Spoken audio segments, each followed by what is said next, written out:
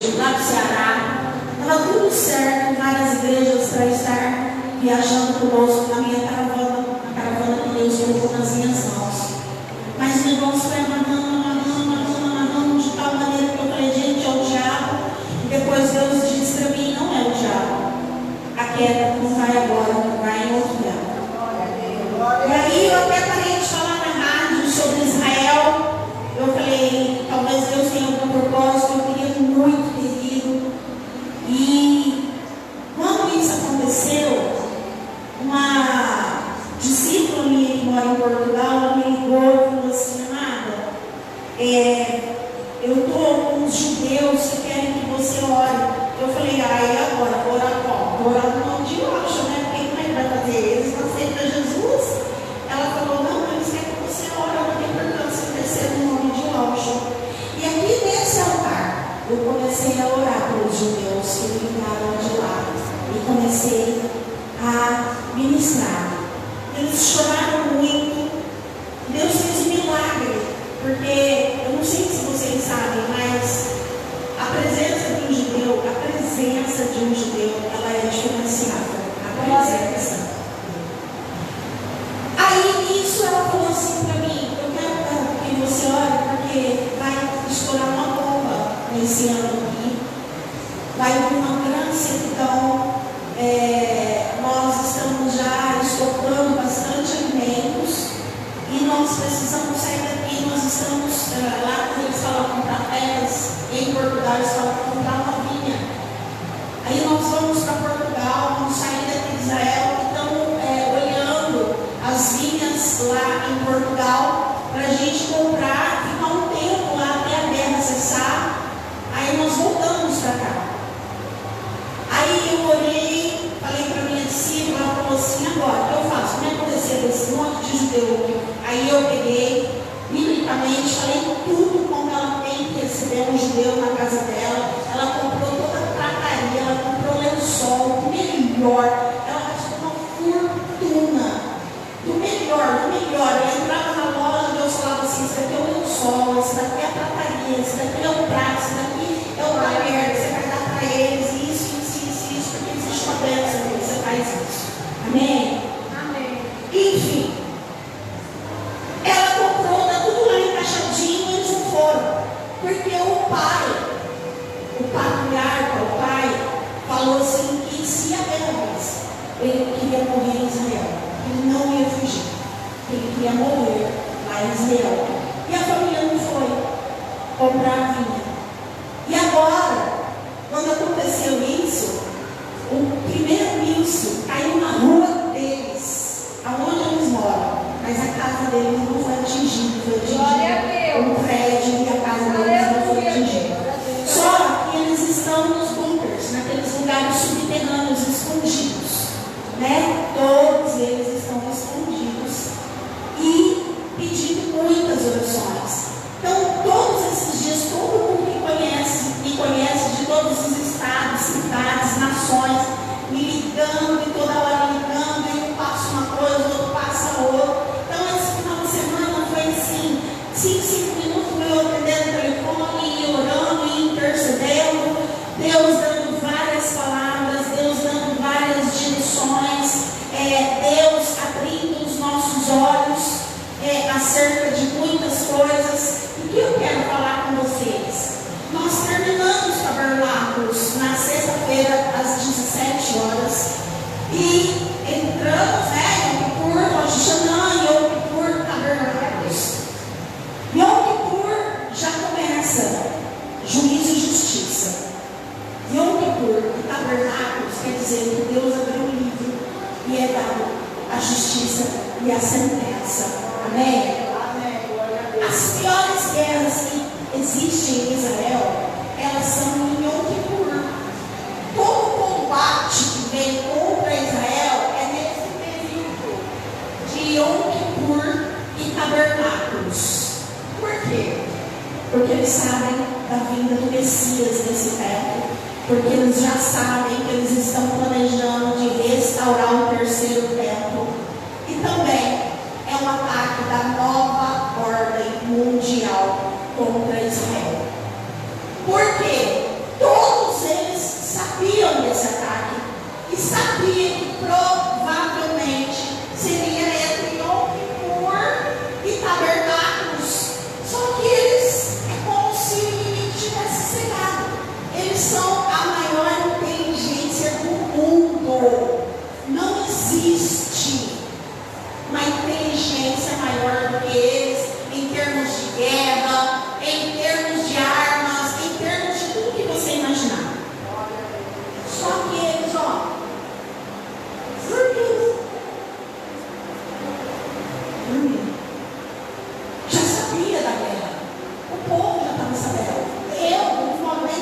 sabendo. Quem está entendendo, amado? Glória a Deus, glória a Deus. A palavra do Senhor diz que nos últimos dias o inimigo ele tentaria enganar até o escolhido. E também diz que Deus, esse século, ele secaria o entendimento de muitos. A palavra também diz: olhar para a figueira. Não tire os teus olhos da figueira, porque de lá virá os sinais da minha vida. Sabe quem é a figueira? É Israel. Não tira o olho de Israel, porque de lá virá os seus sinais. Então é a bússola. Eu tenho assim uma dor na minha alma de saber. Eu vou falar de São José do Rio Preto, porque tem muitos apóstolos em todas as nações, em Brasília, apóstolos do Rio de Janeiro, apóstolos de São Paulo, estão todos de boca no pé, no pó, chorando, porque nós que temos uma igreja apostólica, nós sabemos os sinais, os ciclos, as chaves e os códigos. Mas tem tanta igreja que a gente vai falar de Israel e é apedrejado. Não entenderam a Bíblia, não entenderam aquilo que Deus disse: orai para Israel, olhai para Israel. No Salmo 122 diz para que nós intercedêssemos para que haja paz em Jerusalém, para que haja paz sobre o povo judeu, e todo aquele que orar por Jerusalém será próximo. Glória a Deus. Ainda tem uma bênção para quem ora por Israel. Antigamente orava essa nossa interessadíssima. O esquerdo que a gente abençoava. Durante muitos anos eu continuei, gente, vamos orar por Israel, e quem ora por Israel é abençoado. Quem está entendendo? Glória a Deus. Amém. Glória a Deus. Pedi para colocar a bandeira de Israel aqui. Quando você passar por ali, segura nela. Seja transportado para Israel agora. Porque nós somos o Israel de Deus. Todos nós vamos morar um dia lá em Israel. Terra de Israel. A terra de Israel. Ah, não é no céu, não. Nós vamos morar. Vamos um tempo para lá e depois nós vamos voltar e controlar a terra. Vocês precisam de ler Apocalipse. Nós vamos morar na terra no fim de tudo. Entendeu? Mas a terra não vai ser o Brasil, a terra vai ser Israel. Amém? Glória a Deus. Então nós precisamos aprender os sinais. Quero que você se coloque de pé, em nome do Senhor Jesus. Glória a Deus. Abra sua Bíblia comigo em Mateus 25.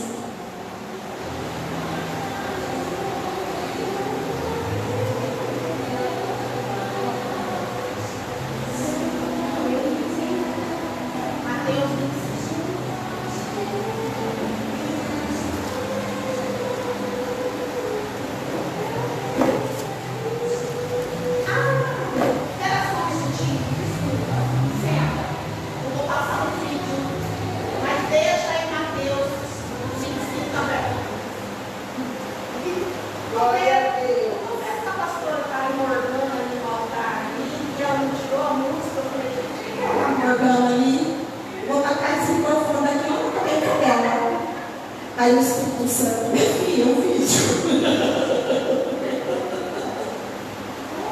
Ó, presta bem atenção. Apaga a luz para mim aí no fundo, gente. Para vocês poderem enxergar aqui melhor. Por favor. Glória a Deus. Amém.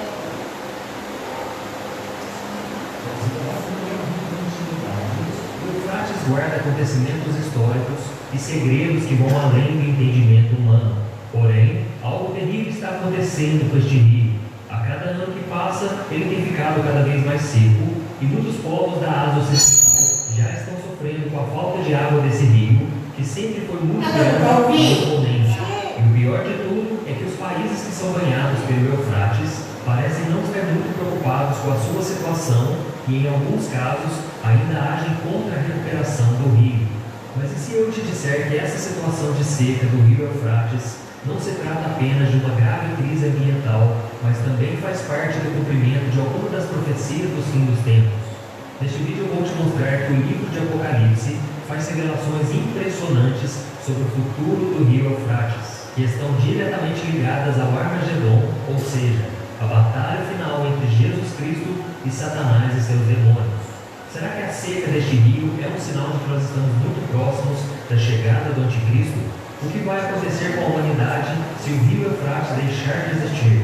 Essas e outras respostas eu vou trazer para você a partir de agora. Mas antes de começarmos, eu quero pedir que você clique em gostei, se inscreva aqui no meu canal e ative o sininho da notificação, porque eu quero te ajudar na caminhada com Deus todos os dias, tá bom? Então vamos lá. Segundo o livro de Gênesis, no capítulo 2, o Eufrates é um dos rios que banhavam o jardim do Éden.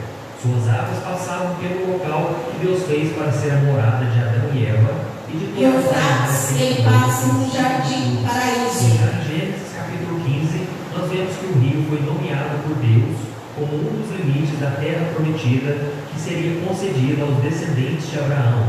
Diz assim a palavra do Senhor: naquele dia, o Senhor fez a seguinte aliança com Abrão: aos seus descendentes dei essa terra, desde o ribeiro do Egito até o grande rio, o Eufrates. Esse rio nasce onde atualmente está localizada a Turquia. Ele passa pela Síria e pelo Iraque e desaba no Golfo Pérsico.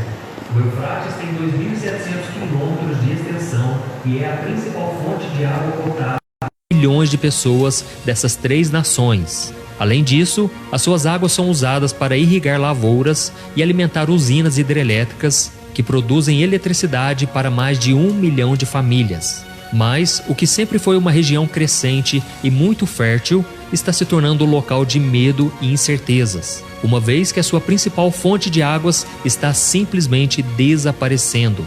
Segundo autoridades iranianas que acompanham a situação do Eufrates, nos últimos 3 anos, a estação chuvosa na região começou mais tarde e terminou mais cedo, fazendo com que o volume de água no rio diminuísse drasticamente, sendo que em alguns pontos o leito do rio já secou completamente. E foi em um desses pontos secos que viralizou um vídeo na internet mostrando que poderia ser os gritos de demônios em uma região por onde passava o rio Eufrates, deixando milhares de pessoas apavoradas.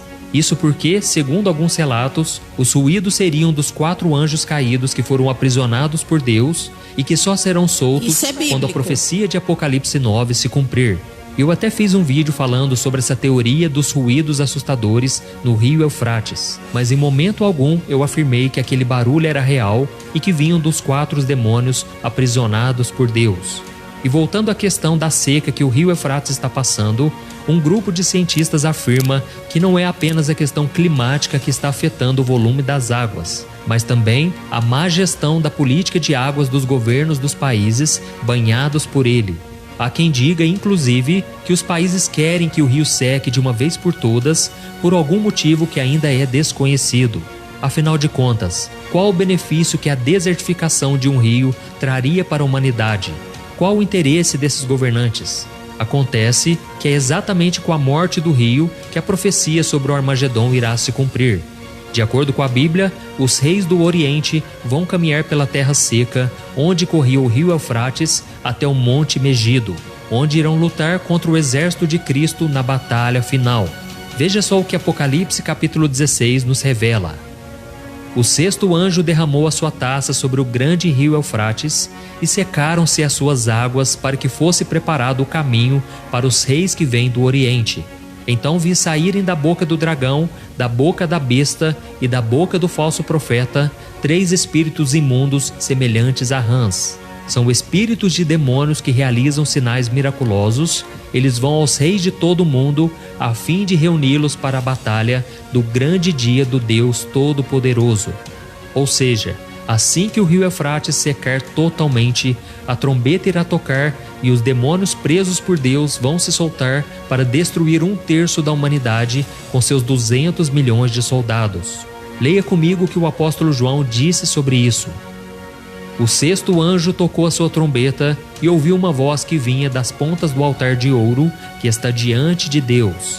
Ela disse ao sexto anjo que tinha trombeta: solte os 4 anjos que estão amarrados junto ao grande rio Eufrates. Os 4 anjos que estavam preparados para aquela hora, dia, mês e ano, foram soltos para matar 1/3 da humanidade.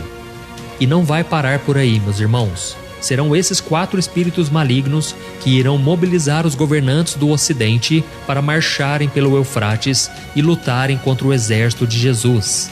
E isso significa que nós estamos nos aproximando cada vez mais do fim dos tempos. O processo de desertificação do Eufrates começou há 35 anos e está cada vez mais acelerado. E pelo que tudo indica, o espírito do anticristo já está operando através da vida desses governantes, fazendo com que eles acelerem a seca total do rio. Eu sei que o anticristo ainda não foi anunciado, mas o espírito dele já está assentado sobre os corações dos seres humanos, os levando a fazer o mal e preparando tudo para a sua chegada. E não sou eu quem está afirmando isso, mas sim a própria Bíblia. Veja o que o apóstolo João escreveu: vocês podem reconhecer o Espírito de Deus deste modo. Todo espírito que confessa que Jesus Cristo veio em carne procede de Deus. Mas todo espírito que não confessa Jesus não procede de Deus. Esse é o espírito do anticristo, acerca do qual vocês ouviram que está vindo e agora já está no mundo. Por isso eu quero deixar um conselho para vocês. Não precisamos ficar focando somente nos rumores da construção do 3º templo em Jerusalém. Também não precisamos ficar esperando pelo anúncio do grande acordo de paz entre as principais nações e religiões que antecederá o arrebatamento da Igreja de Cristo. Tudo isso será apenas o desfecho do que já está acontecendo hoje, bem debaixo dos nossos olhos, inclusive com a seca do rio Eufrates. Você não precisa ter medo do anticristo e muito menos da batalha do Armagedon, porque a palavra de Deus nos garante que Jesus vencerá a guerra contra o inimigo e o lançará no lago de fogo que arde com enxofre, onde será atormentado por toda a eternidade. Eu sei que tudo isso é muito assustador, mas se você entregar a sua vida a Jesus Cristo e viver de acordo com a sua palavra, o Senhor te guardará do dia do juízo e te levará para viver a eternidade ao seu lado na Nova Jerusalém, um reino onde não haverá medo, dor, morte e lágrimas. E você também não precisa se preocupar quando isso tudo vai acontecer, mas sim estar atento sobre o lado de quem você vai estar quando acontecer. Por isso eu te convido a caminhar comigo aqui todos os dias, porque eu sempre trago conhecimento bíblico, eu sempre trago assuntos relevantes e eu faço orações diárias para que você se fortaleça cada vez mais. Amém? Amém, amados? Tem gente aqui? Peraí, tem mais um vídeo, deixa eu só falar uma coisa para vocês, antes que ela passe o outro. Vocês entenderam? Já? Vocês entenderam? O rio Eufrates já está secando. Aonde é o Armagedon? Quando qualquer turista que vai passear lá, quando você forem comigo em nome de Jesus, amém, igreja? Quando nós estamos no Monte Carmelo, aonde Elias enfrentou Jezebel, lá do pico do monte, já se olha todo o formato estrategicamente desenhado no chão, aonde o homem não desenhou, onde vai ser a batalha final. O Armagedon já está pronto. Qualquer general de guerra que olha, vai ver o posicionamento de todas as nações que virão contra Israel. Quem está entendendo? Dali já dá para ver todos os desenhos, eles se posicionarão. Só que a palavra do Senhor diz que quando eles se posicionarem todos ali para destruir Israel, Deus desce e não permite que haja guerra contra o seu povo. Você pode dar uma salva de palmas? Glória a Deus! Aleluias! Vocês entenderam que as nações não estão fazendo nada para fazer com que este rio não pare de secar? Porque está se cumprindo a palavra de Deus. Quem está entendendo? Para que venha a nova ordem, para que venha a besta, para que venha, precisa de tudo isso também se cumprir. Oi, meu bem.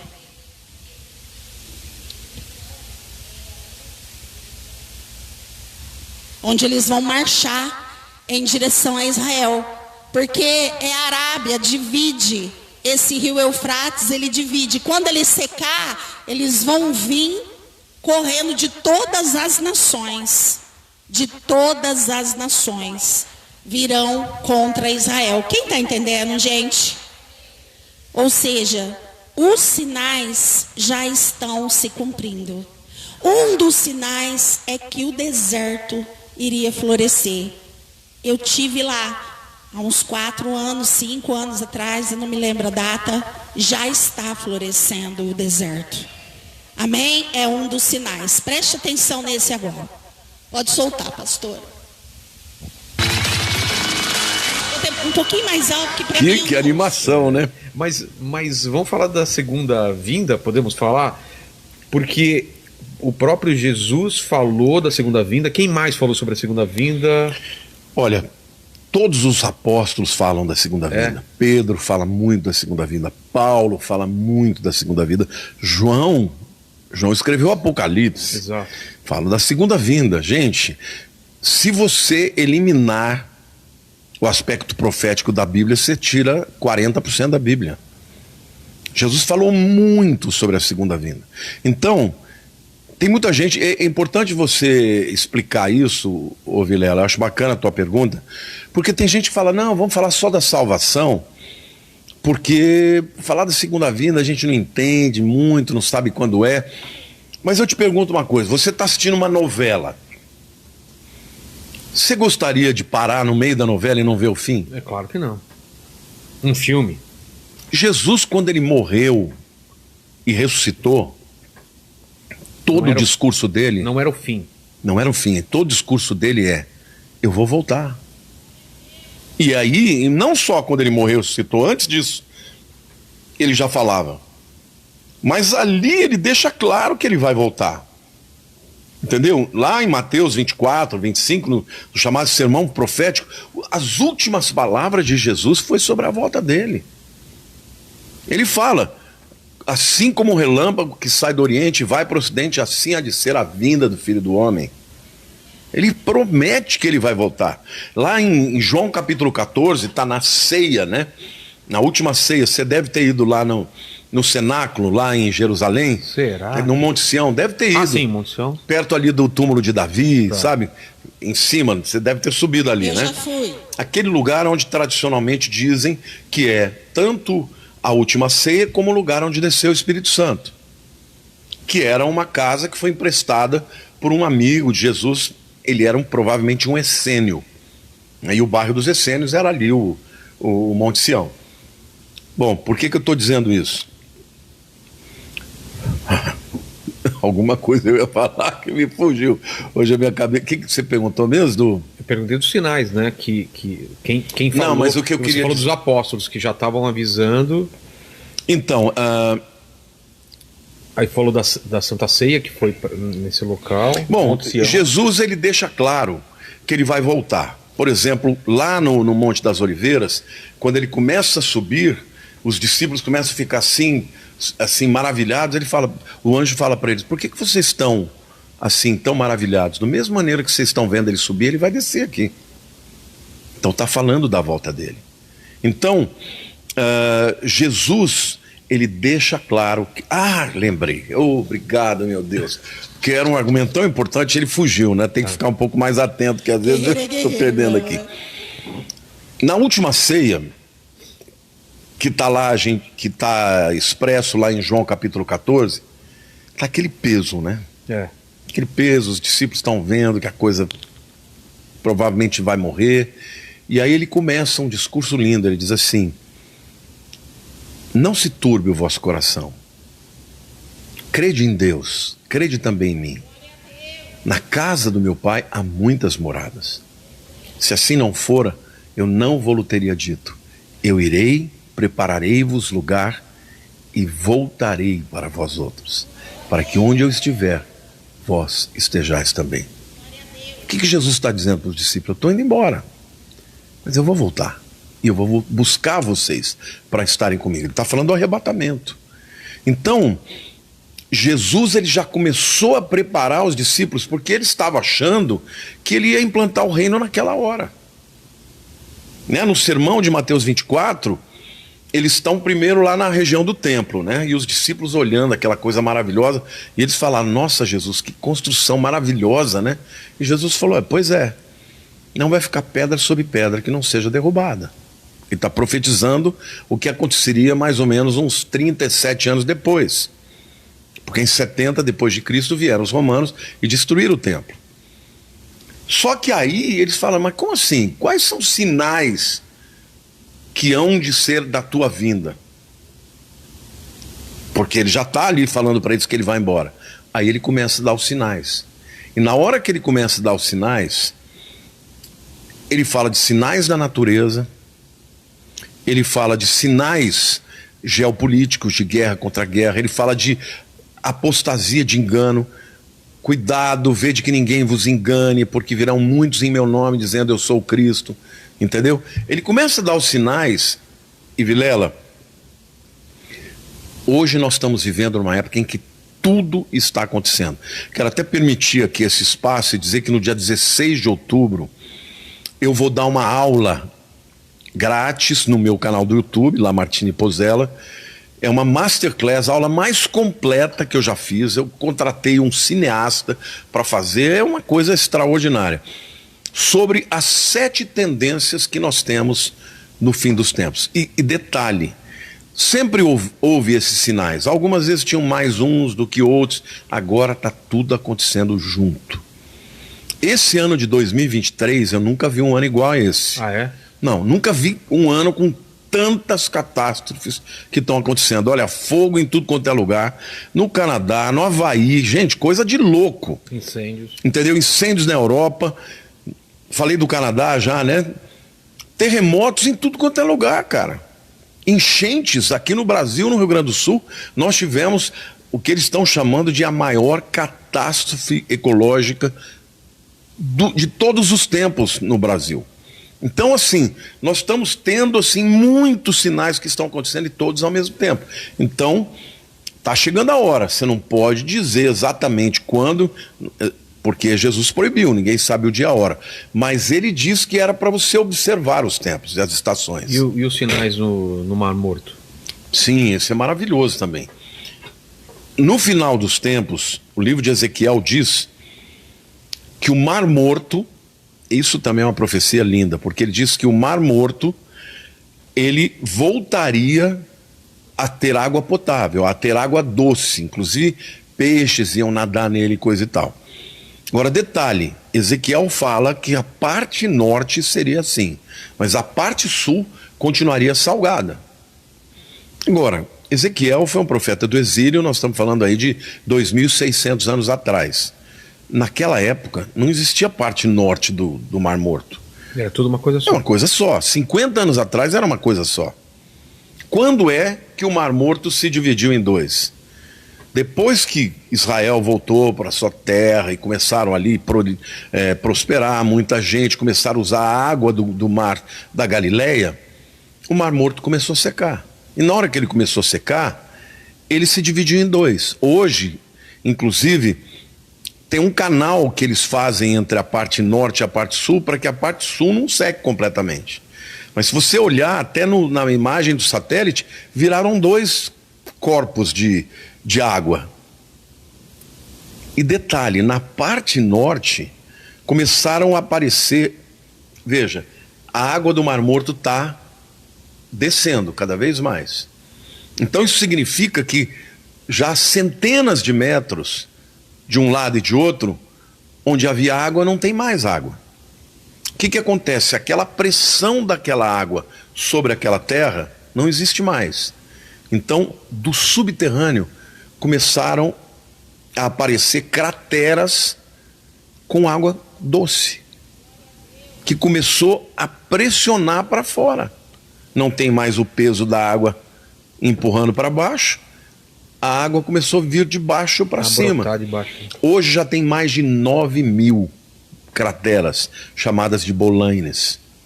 Essas crateras de água, água doce, algumas são gigantescas, já tem peixes nadando. Então, a profecia começou a se cumprir. Ainda diz lá no livro de Ezequiel que águas que correm debaixo do trono, provavelmente da fonte de Gihon, quando houver o terremoto que Cristo descer, vai descer pelo vale de Cedron, como diz Ezequiel, e vai entrar pela parte noroeste do Mar Morto, e a água vai ficar doce. E ali vai ter nas margens vegetação, árvores. Hoje, nós estávamos agora em Israel, o ônibus parou, tinha famílias de viadinhos comendo ali, já está aparecendo vida ali num lugar que era totalmente desértico. Então, assim, as profecias começaram a dar sinal, sem contar as outras do ponto de vista geopolítico. Por exemplo, a guerra... Por exemplo, o livro de Ezequiel é lindo, né? No capítulo 36, Deus fala que vai trazer o povo de Israel de todas as nações da terra de volta para sua terra. Detalhe, ele não pode estar falando do exílio babilônico, que aconteceu aí no 6º século antes de Cristo. Por quê? Porque ele está falando que ia trazer o povo de volta de todas as nações. Então ele estava falando do exílio que aconteceu no ano 70 e depois no ano 135, quando o imperador Adriano expulsou os judeus e eles não puderam mais ficar na terra. Deus está falando, eu vou trazer o povo judeu de todas as terras de volta para a minha terra, e eles nunca mais vão sair de lá. Então em 1948 se cumpriu essa profecia. Muita gente dava risada, dizendo, impossível, isso nunca vai acontecer. 37, Ezequiel tem a visão do vale de ossos secos. Deus leva Ezequiel numa visão para um vale terrível, seco, cheio de ossos. E Deus fala para ele, Ezequiel, o que você está vendo? Um vale de ossos sequíssimos. Eles podem reviver? Ezequiel falou, Senhor, tu sabes. Aí ele disse para Ezequiel, profetiza ao vale de ossos secos. Voltem à vida. Aí ele profetiza. Aí começa a ver um barulho. Plim, plim, plim, plim, plim. Começa a ouvir osso batendo com osso. De repente um osso daqui vem, junta com outro aqui e começou a juntar juntas, carne, pele, e de repente aparece um exército de pé. E Deus fala assim, esse exército é o meu povo, é a nação de Israel. Glória eu a vou Deus. revivê-los. Glória a Deus. Agora, detalhe, Aleluia. o que aconteceu na época do Holocausto? 6 milhões de judeus foram mortos. E como eles eram encontrados muitas vezes em valas de ossos secos. Essa visão de Ezequiel 37 é a visão do Holocausto. Por causa do Holocausto, por causa do vale de ossos secos, o mundo ficou abismado. O mundo falou, meu Deus, não pode acontecer isso de novo. E aí a ONU, em 1947, em dezembro, decide voltar a partilha entre uma solução de 2 estados, né? Um estado palestínico e um estado judeu. Israel aceitou e os muçulmanos não aceitaram. Mas a moção foi aprovada, inclusive com o voto de Minerva do brasileiro Oswaldo Aranha. A ONU aprovou, mas não fez acontecer. No dia 14 de maio de 1948, Davi Ben-Gurion junta uma série de pessoas, umas 300 pessoas ali na casa dele, e ele faz uma transmissão de rádio dizendo, hoje nasce Israel moderno. Como diz as escrituras, Isaías, pode uma nação nascer num dia? E Deus fala, pode. Assim será com Sião. E assim foi que aconteceu. No dia seguinte, estourou a Guerra da Independência. Uma guerra em que os judeus tinham minoria, não tinham armas, não tinham pessoas preparadas para lutar, e venceram a guerra. Em 1 ano e meio aproximadamente, eles conquistaram mais território do que eles tinham na partilha. Só que aquilo que você conquista por guerra é teu. Então Deus permitiu aquilo porque ele estava devolvendo de volta aquela terra para o povo dele. Ele prometeu em 36 que iria trazê-los, trouxe. No 37 ele mostra como ele ia trazê-lo, depois de um holocausto, vales de ossos secos. Quando o mundo fala, não, esse povo não pode mais nada. E Deus fala, esse é o meu povo e eu vou revivê-los. Cara, você foi para Israel, é extraordinário, é uma nação inigualável.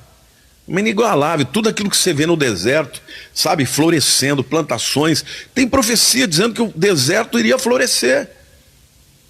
Agora, não, mas isso foi o homem, irrigação gota a gota. Não interessa, Deus disse que ia acontecer, aconteceu.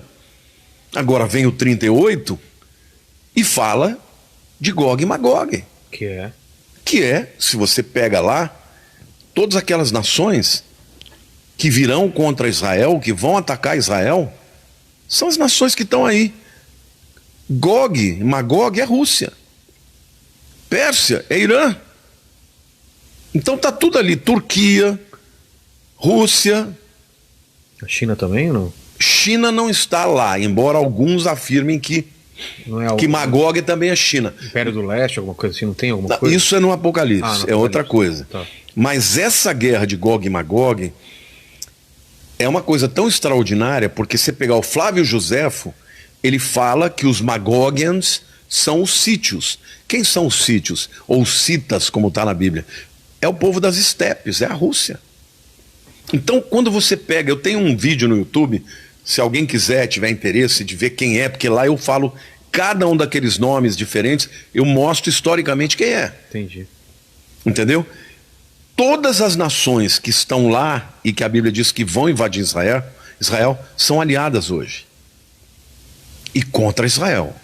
Agora, detalhe, Vilela, detalhe, no tempo em que Ezequiel escreveu, quem foi o povo que permitiu que Israel voltasse da Babilônia?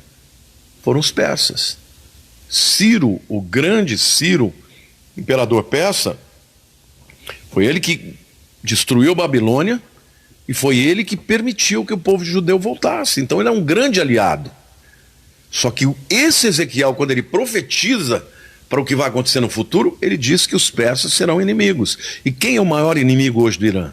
Desculpe, de Israel. Irã. É o Irã, não tem outro inimigo.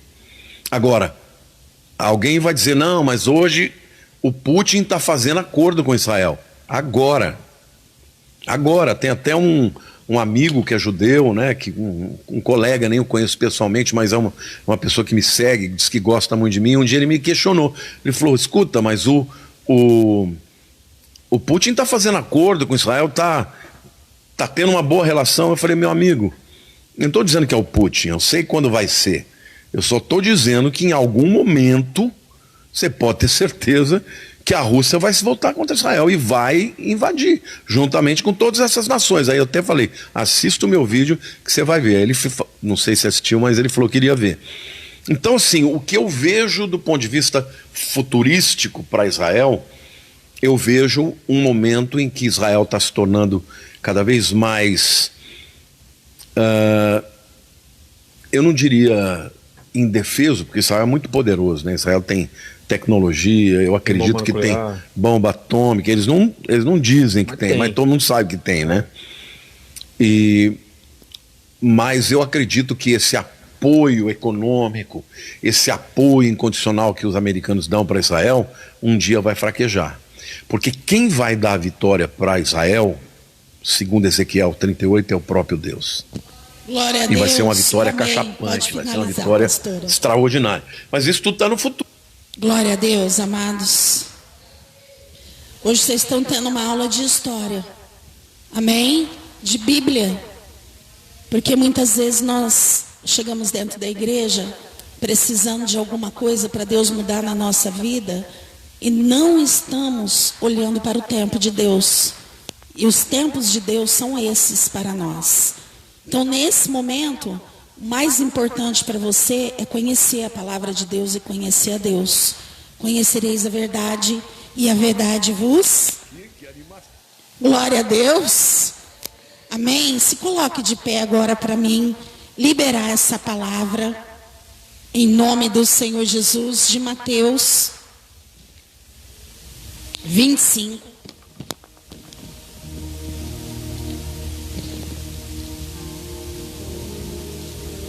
E deixa a chuva cair, amados. Ah, tá chovendo aí?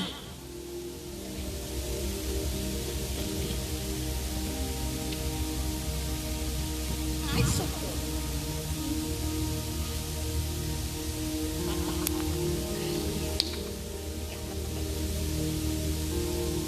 Glória a Deus.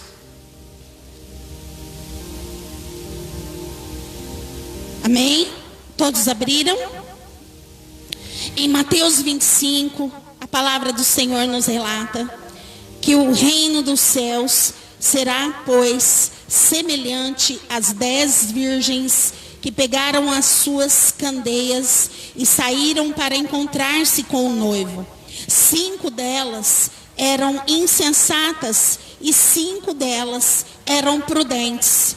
As insensatas pegaram as suas candeias, mas não levaram óleo.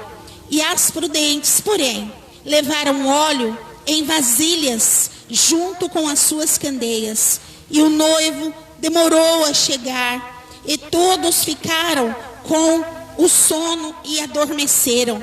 E à meia-noite ouviu-se um grito: o noivo se aproxima, saiam para encontrá-lo. Então todas as virgens acordaram e prepararam suas candeias. As insensatas disseram às prudentes: dê-me um pouco do seu óleo, pois o nosso candeia estão apagadas. E elas responderam: não, pois pode ser que não há o suficiente para nós e para vocês. Vão comprar óleo para vocês. E saindo elas para comprar o óleo, chegou o noivo, e as virgens que estavam preparadas entraram com ele para o banquete nupcial, e a porta foi fechada. Mais tarde vieram também as outras e disseram: Senhor, Senhor, abre a porta para nós. Mas ele respondeu: a verdade é que não as conheço. Portanto, vigiem, porque vocês não vão bem o dia, não sabem bem o dia e nem a hora. Eu gostaria que você colocasse a mão no seu coração.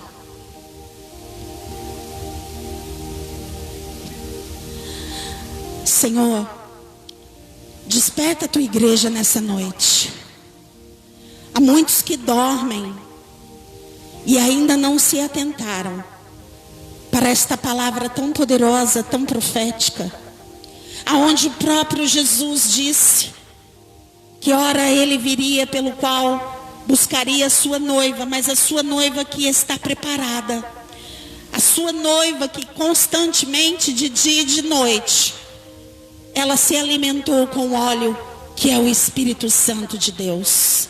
Senhor, que nesta noite o Senhor possa colocar candeias nas mãos dos meus irmãos, mas também colocar o azeite nas mãos deles, para que eles, quando no final a porta se fechar, como se fechou lá em Noé, os anjos fecharam a porta e houve grande desespero, e eles diziam: abra-me, abra-me, abra-me.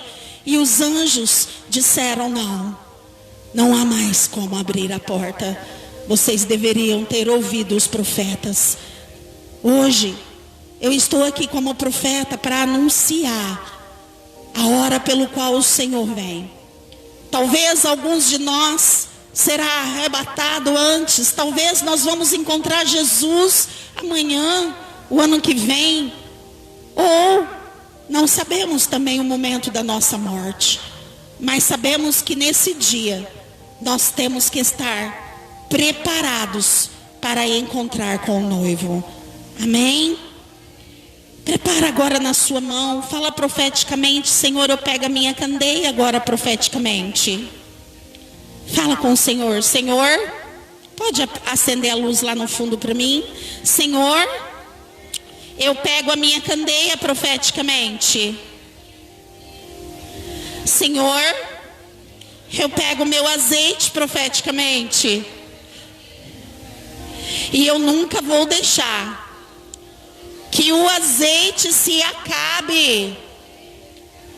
Espírito Santo de Deus, que o Senhor me incomode e não me deixe apagar o fogo que há dentro de mim.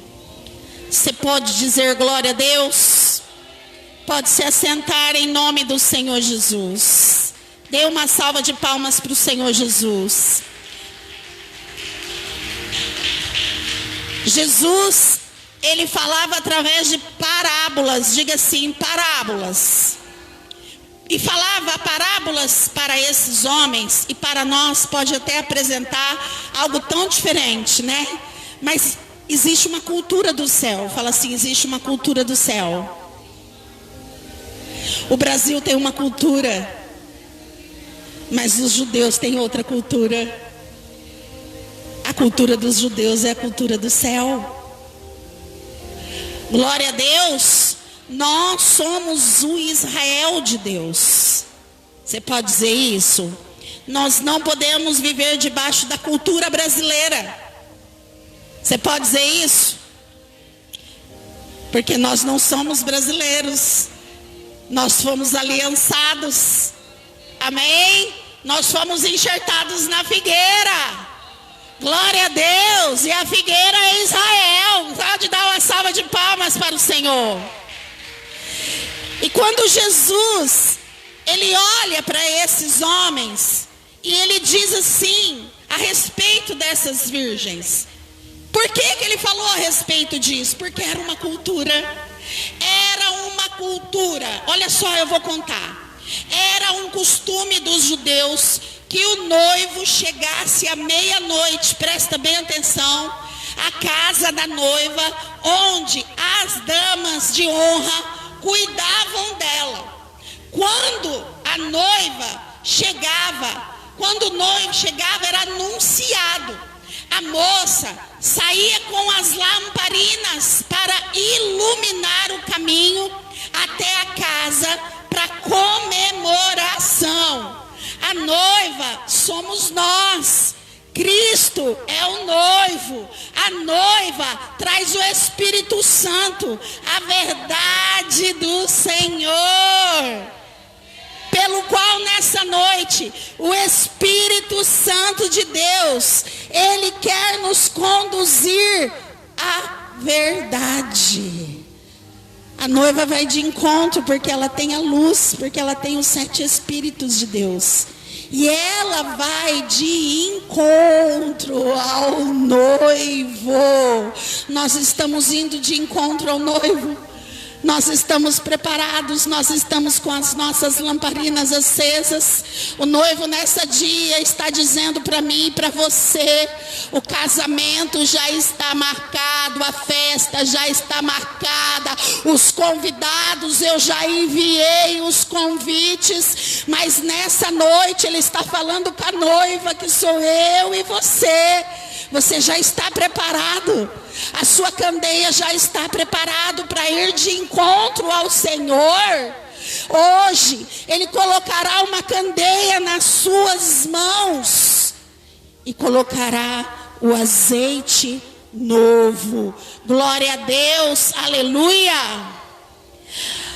O azeite significa a presença do Espírito Santo. Em Gênesis, quando as águas se abaixaram do dilúvio, tinham ali cessado, e a arca ainda navegava sobre a água. Noé soltou a pomba, que retornou trazendo um ramo de oliveira. Aleluia, glória a Deus. Você pode glorificar a Deus nessa noite. Você pode dizer: ora vem Senhor Jesus, ora vem Senhor Jesus, hosana nas alturas, ora vem Senhor Jesus. Aleluia. A diferença entre as loucas e a prudente são que as prudentes, elas são zelosas, elas são dedicadas, elas estão atentas àquilo que o Senhor quer. Amém? Amém? As insensatas, elas são aquelas que estão inativas na fé. Presta atenção. São aquelas que estão inativas na obra. A noiva insensata, ela está inativa, ela está morna. E a palavra do Senhor diz que o morno, ele vomita. A insensata é aquela que até conhece a palavra de Deus, mas ela não quer obedecer, ela está distante, ela não quer dar o testemunho de Jesus a outros. Mas hoje o Senhor está dizendo para mim e para você que Ele nos chama a ser uma noiva zelosa, uma noiva valente. Glória a Deus, aleluia. Oh, glória a Deus. A palavra do Senhor diz que não se pode apagar as lamparinas. Pelo contrário, eu preciso colocar mais combustível para que haja fogo. Aleluia! Quem hoje veio buscar fogo de Deus? Quem hoje nessa noite precisa do fogo de Deus? Deus está aqui e Ele quer transbordar sobre a sua vida. Ele quer encher de algo novo. Estamos vivendo num tempo de apostasia. E o que significa apostasia? Olha para essas cadeiras vazias. Olha, pode olhar. Isso é resultado de apostasia. Isso significa que o amor de muitos se esfriaram. Quem está entendendo? O amor de muitos se esfriaram. As pessoas deixaram de amar a palavra.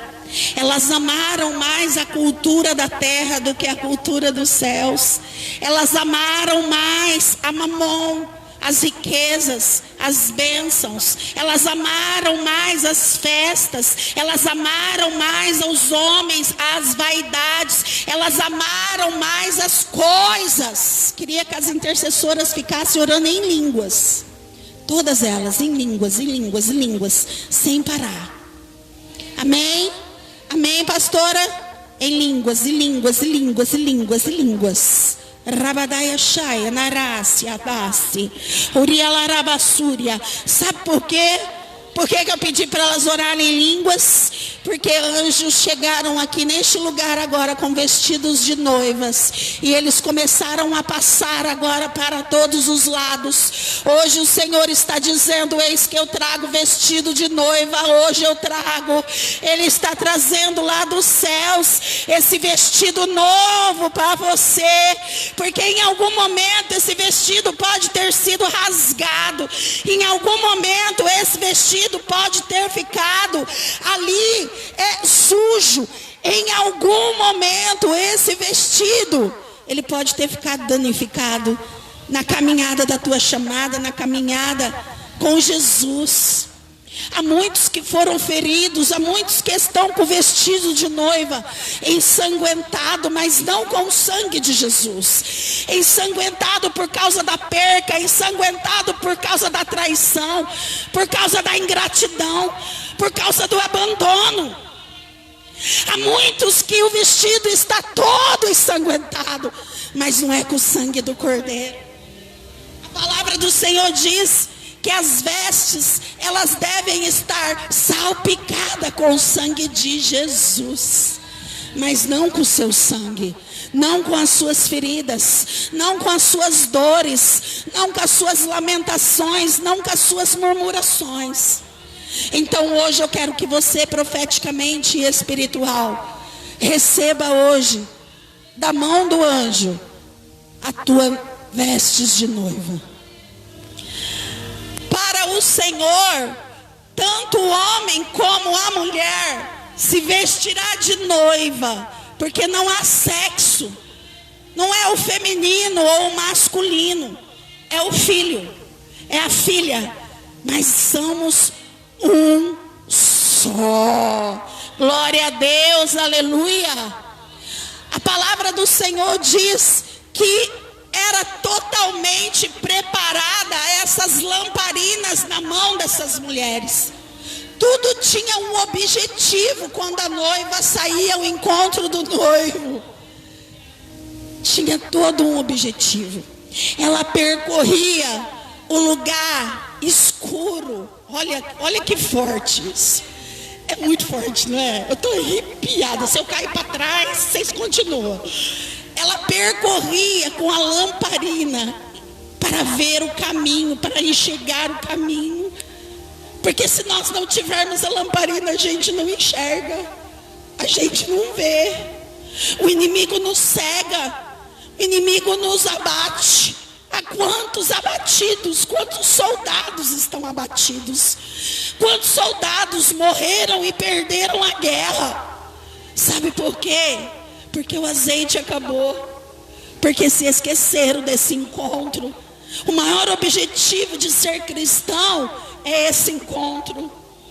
O maior objetivo de ser cristão é um dia olhar para os olhos do noivo e ouvir a palavra: seja bem-vindo, minha amada. Seja bem-vindo, meu amado. Eu entendo, amados, que há muitas coisas boas na terra, mas eu entendo que não se compara. Nada se compara. Aquilo que Deus tem preparado para você por uma eternidade inteirinha vai valer a pena. Está valendo a pena. Tudo que você está passando aqui, você precisa hoje entender que vai gerar combustível para que você possa se assentar à mesa do rei. Há um banquete preparado diante do rei dos reis. Ei, está tudo preparado, está tudo posto. O rei adentrou e disse: eu vou, mas eu vou voltar.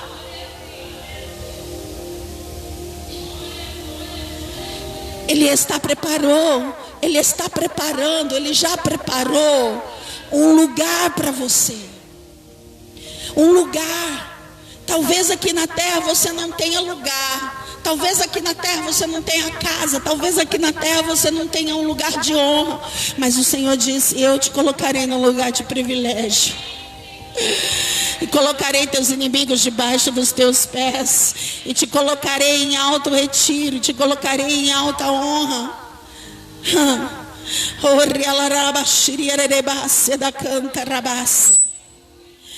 O Espírito Santo está me lembrando aqui. Quando eu voltei do velório do meu esposo, ele comprou um quadro e disse: bem-vindo às bodas do Cordeiro de Deus. E lá na minha sala eu estava sozinha, o Luan bebezinho, dormindo, só estava eu e o Luan. E eu ali chorando, desesperada, passada da morte do Fábio. Eu andava pela casa, para lá e para cá, e agora, eu quero morrer. Era melhor que o Senhor tivesse me tirado, era melhor que eu tivesse morrido. Fábio, como que você foi embora? Como que você me deixou? E comecei a entrar num desespero naquele lugar. E de repente eu parei, e eu ouvi uma voz dizendo: mas eu estou aqui, eu não te deixei. E eu parei, eu falei: será que agora também eu estou ficando louca? Será que agora também eu estou ouvindo? Eu pedi um sinal. Falei: me dá um sinal. Me dá um sinal, Senhor, que é o Senhor que está falando comigo. E de repente, quando eu olhei para a parede, o quadro que estava parado, não tinha ventilador, não tinha janela aberta, o quadro fez assim. E eu catei, o Espírito Santo disse: leia. E eu li: eis que eu preparei uma mesa ao lado do Cordeiro, da onde, sem demora, eu irei te buscar. Oh, amados, aquilo foi uma cura na minha alma. um consolo na minha alma, um conforto do qual nenhuma palavra de ninguém pode ter me consolado como me consolou a palavra do Senhor. Eu quero que você se coloque de pé hoje.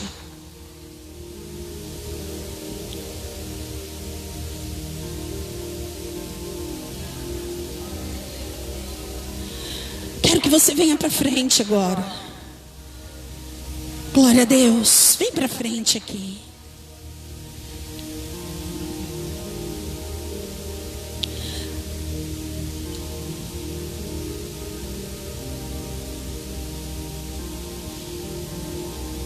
Pode apagar a luz.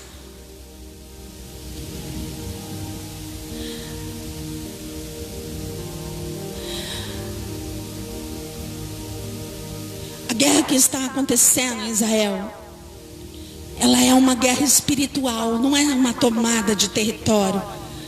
Não é simplesmente uma briga de dois povos. Ela é uma guerra espiritual, do qual todos nós estamos envolvidos nessa guerra. Quem está entendendo o que Deus está falando? Há muitos anos atrás, Abraão recebeu uma promessa de que seria pai de nações. A palavra do Senhor diz que Sara, ao passar dos anos, ela achou que Deus tinha se esquecido, e Deus quer falar com você agora. Às vezes a demora faz com que nós tomemos decisões pelo qual nós vamos nos arrepender a vida inteira. Preste atenção no que Deus está dizendo. Ela puxa a escrava e ela coloca a escrava para dormir com Abraão, dizendo: tu darás um filho para Abraão. A palavra diz que ela dá um filho para ele chamado Ismael, que hoje é a Palestina. A briga desse Ismael é com Isaac, que hoje é Israel. Os israelitas são filhos de Ismael. Oh, meu Deus. Isaac, errei. Em contrapartida, a palavra do Senhor diz uma sentença pelo qual eu quero entregar para você nessa noite.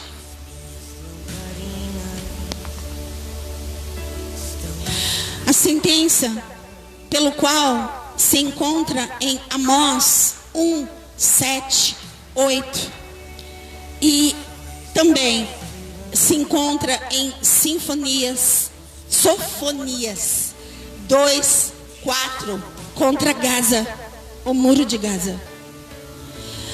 Gaza significa Asa, que significa a cidade dos filisteus. Quero que alguém abra sua Bíblia comigo e leia para mim Amós 1, 7 e 8, e o outro Sofonias 2 e 4. Essas duas palavras são sentenças contra o muro de Gaza, que ele será destruído, que ele será colocado abaixo, que Deus o destruirá com fogo, que Deus colocará sobre ele juízo. E hoje eu estava vendo que o muro de Gaza, ele já está no chão, ele já foi destruído. Amós 1, 7. Quem abriu Sofonias para mim? São duas sentenças contra Gaza.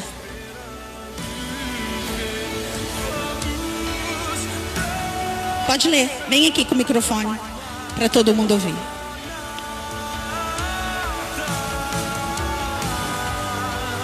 Por isso porei fogo ao muro de Gaza, e ele consumirá os seus palácios.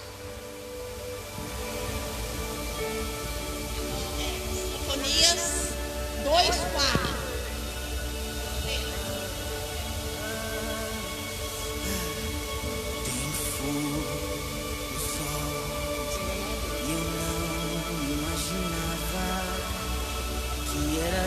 Gaza será abandonada e Ascalon ficará arruinada.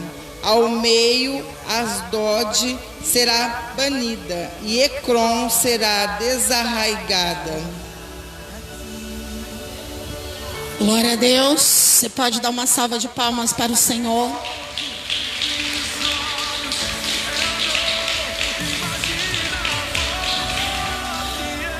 Quando eu estive lá em Israel, por um erro da empresa que nos levou para Israel, eles nos deram de presente a entrada na Palestina. E naquela época eu não entendia o porquê que o apóstolo que estava diante desta caravana se desesperou quando ele viu os homens da Palestina entrando todos armados dentro do ônibus e pegando os nossos passaportes, e eu totalmente espiritual, achando aquilo o máximo, e ele nervoso, andando para lá e para cá, ligando para a empresa, dizendo: nós não podemos entrar lá para dentro, nós não podemos entrar lá para dentro. Enfim, irmãos, resumidamente, virei para o discípulo que está do meu lado, eu falei: esse apóstolo é neurótico. Que é isso? Impedindo a gente de entrar aqui. Isso aqui é histórico. Nós entramos aqui dentro dessa Palestina. Olha a loucura da irmã. Nós entramos e nós fomos para os palácios. Um palácio que eu nunca tinha entrado na minha vida. É um palácio. E ali foi o lugar mais lindo que eu entrei na minha vida toda, porque os quartos eram quartos de palácios. E ali eu pedi a bandeira daquele lugar, e na madrugada eu comecei a interceder para a Palestina. Eu comecei a chorar pela Palestina. E naquele momento que se terminou, que eu fui deitar, eu e o rapaz foi para o quarto dele, e eu fui me deitar, o Senhor diz: tranca a porta do seu quarto. Passa a trinca. 3h da manhã, eu vi que alguém tentou invadir a porta e não conseguiu invadir. Aí eu voltei a dormir, chegou de manhã, me preparei para ir para o deserto. E nisso, novamente bateram na minha porta. Eu achei que era a camareira, tirei a trave e a pessoa entrou e ela tentou me sequestrar ali dentro da Palestina. E nessa dela tentar me sequestrar, tentar me agarrar, eu comecei a gritar, comecei a falar um monte de coisa, a empurrar, e ele veio com aquele cesto de camareiro, de roupa suja. Eu acho que ele ia tentar me jogar ali dentro daquele cesto. Ele não sabe a fria que ele entrou. Irmãos, eu não sei se nasceu 10 braços ou 200 pernas. Eu sei que eu dei um chute naquele homem nas partes e sumi. E é um palácio. Eu saí correndo na escadaria, gritando que nem louca. E aí o apóstolo, que estava bem distante, ouviu e falou: Elaine. Já ligou um para o outro. Enfim, veio a polícia. Mas dentro da Palestina não há consulado. E para eles é normal o estupro de mulheres. A mulher lá não tem valor nenhum. Um camelo vale muito mais do que uma mulher lá. Várias pastoras foram tomadas dos seus maridos, foram sequestradas e os maridos mortos. E só disseram isso para mim depois. E como eu estava bem loira naquela época, eles ficavam em casa. E eu quero fazer um ato profético agora com você. Eu passei para todas as apóstolas e pessoas que estão em outras nações, todas elas já fizeram. E hoje, agora, eu quero fazer com você. Eu pedi, inclusive a pastora vai ter que até preparar mais aqui, viu, pastora? Olha, traz aqui para mim. Bia, vai lá, coloca essa música do louvor para morar aqui, você vai levar para sua casa hoje o azeite. Você vai jogar um pouquinho desse azeite em cada cantinho da sua casa. Quem está entendendo? Começando do fundo, quem mora em apartamento, da lavanderia até a porta. Amém? Quem mora em casa, do quintal até a porta. E quando chegar na porta, você vai abrir a porta e vai falar: seja bem-vindo, Espírito Santo. Essa casa é sua. Quem entendeu? Mas você também vai levar o sangue de Jesus. Porque nos dias que nós estamos de guerra e de morte, você vai colocar, assim como Israel ungiu os umbrais das casas, para quando passasse a morte, os seus filhos e eles não fossem mortos. São dias de guerras espirituais. E você vai fazer uma oferta de R$7. Quem entendeu? Por que 7? Porque 7 é o número perfeito de Deus. E 7 foi o dia da guerra, no sábado, que começou o bombardeio. Amém? Amém? Você pode fazer pix, pode, é uma oferta, amados. É uma oferta de propósito. Ela vai preparar mais aqui, já até preparando, já, ó. Eu quero que você venha pegar nas suas mãos. Gostaria que os intercessores, todo mundo da igreja faça, principalmente vocês que trabalham na obra, vão estar debaixo de guerra pesada essa semana, pois nós vamos estar dando comandos. Venham buscar todo mundo agora o azeite. Quem é casado, no caso do casal, não precisa levar 2, leva um só. Tá bom? Amém? Pode vir pegar rapidamente, amados. As minhas vestes estou só te Eu falei agora para elas, tá? Para ela não sabia, viu, amados? Eu já tinha passado de tarde para todo mundo. Ó, umbral. Quando a gente fala ungir os umbrais, é essa parte aqui da casa, tá bom? Quem entendeu? Não é aqui não, ó. É aqui, ó. Hã? É, batentes. Amém? Hã? Amados, pega faz assim, ó. Pro lado de fora da tua casa, tá bom? Amém? Quem entendeu? Quem entendeu? Entendeu? Entendeu? Na pandemia ninguém ficou doente dentro dessa igreja, porque todo mundo tomou o sangue de Jesus aqui dentro dessa igreja e ungiu seus umbrais. Em várias outras igrejas morreu um monte de gente ficou entubada, mas essa igreja ficou lotada até lá fora. A gente teve que sair para o monte lotado de carro, a gente fez até cantina lá no monte, de tanta gente que tinha. Ninguém ficou doente. Amém? Glória a Deus. E outra, não parou-se o culto nem um dia. Glória a Deus. Fizemos culto até de tarde. Estava lotado de tarde também. Amém, amados? Então estamos em guerra. Que você seja protegido. Levanta o seu copinho para o alto. Ó, depois se vocês quiserem pegar um copinho maior para levar esses copinhos, ou um saquinho para não derrubar, conversa aí com as obreiras que elas vão te ajudar. O importante é que você faça o ato. Amém? Levante o elemento agora para cima. O que eu preguei hoje? Que não falte o azeite dentro da sua casa. Hoje a pastora, ela pôs no convite que é dia das primícias. Não esqueça de trazer um alimento não perecível para a casa do Senhor. Não esqueça que você não pode ficar dentro da sua casa sem o azeite.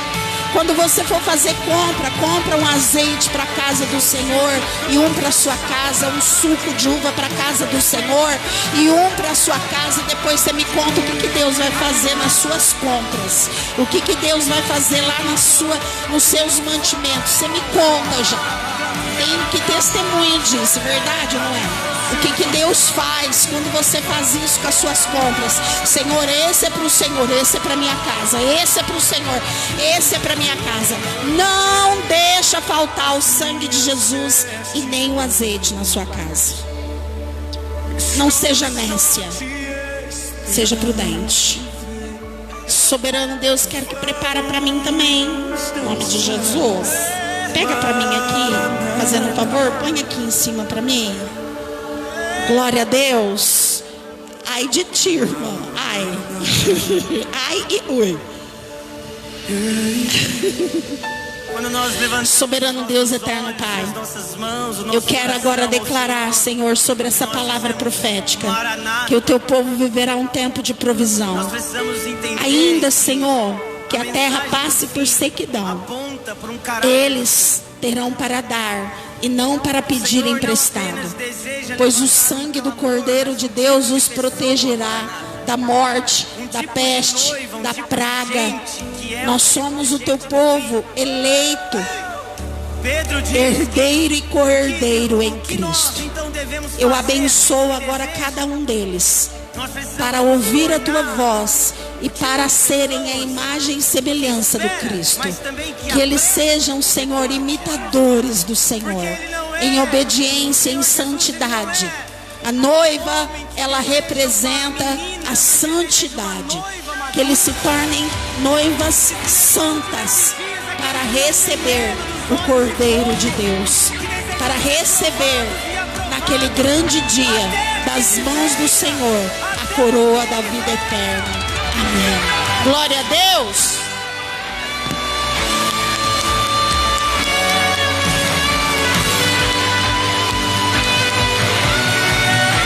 Glória a Deus. Você que vai dar essa oferta outro dia, vem, fala. Não esqueça para você não entrar em maldição. Porque ato profético, ou eu faço certinho ou eu não faço. Amém? Glória a Deus. Vão na cobertura do sangue de Jesus.